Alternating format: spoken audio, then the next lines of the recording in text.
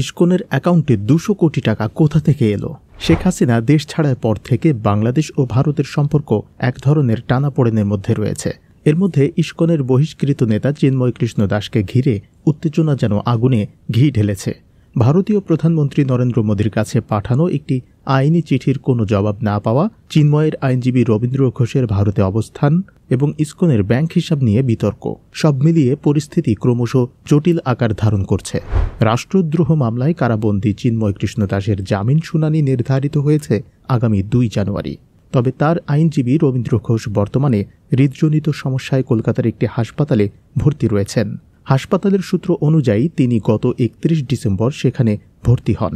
ফলে নির্ধারিত দিনে শুনানিতে অংশ নিতে পারবেন কিনা তা নিয়ে রয়েছে অনিশ্চয়তা। এর আগে রবীন্দ্র ঘোষ পশ্চিমবঙ্গের ব্যারাকপুরে তার পুত্রের সঙ্গে অবস্থান করছিলেন এবং চিকিৎসার জন্যই সেখানে যান। তবে জামিন শুনানির 2 দিন আগে তার হাসপাতালে ভর্তি হওয়ার ঘটনাটি প্রশ্নের সৃষ্টি করেছে। এদিকে তিনি তৃণমূল কংগ্রেসের কুণাল ঘোষের সঙ্গে বৈঠক করেছেন বলে জানা গেছে। এই বৈঠক নিয়ে গুঞ্জন আরও বাড়ছে। Bangladesh financial intelligence unit BFIU সম্প্রতি ইসকনের 202টি ব্যাংক হিসাবের সন্ধান পেয়েছে। এই হিসাবগুলোতে 236 কোটি 42 লাখ টাকা জমা ছিল। এর মধ্যে 223 কোটি 73 লাখ টাকা ইতোমধ্যেই উত্তোলন করা হয়েছে। বর্তমানে 12 কোটি 94 লাখ টাকা জমা রয়েছে। এছাড়া বিতর্কিত নেতা চিন্ময় কৃষ্ণ দাসের ব্যক্তিগত ব্যাংক হিসাবেও 3 কোটি 92 লাখ টাকা জমা হয়েছিল, যা প্রায় পুরোটাই উত্তোলন করা হয়েছে। এই তহবিলের উৎস ও জমাকৃত অর্থের ব্যবহারের বিষয়ে তদন্ত চালাচ্ছে সংশ্লিষ্ট গোয়েন্দা সংস্থাগুলো। চট্টগ্রামে বাংলাদেশের জাতীয় পতাকার উপর গেরুয়া পতাকা উত্তোলনের অভিযোগে গত 25 অক্টোবর চিন্ময় কৃষ্ণ দাসের বিরুদ্ধে রাষ্ট্রদ্রোহ মামলা দায়ের করা হয়।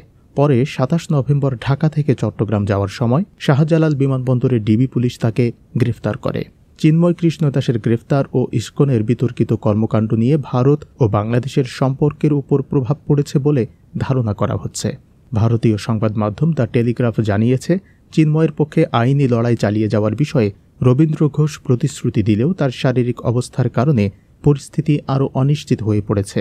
নরেন্দ্র মোদীর কাছে পাঠানো চিঠির উত্তর না আসা, চিন্ময়ের ব্যাংক লেনদেনের বিতর্ক এবং ভারত বাংলাদেশ কূটনৈতিক সম্পর্কের টানাপোড়েন, সব মিলিয়ে চিন্ময়ের ভাগ্য কোন দিকে মোড় নেবে তা নিয়ে তৈরি হয়েছে চরম কৌতূহল।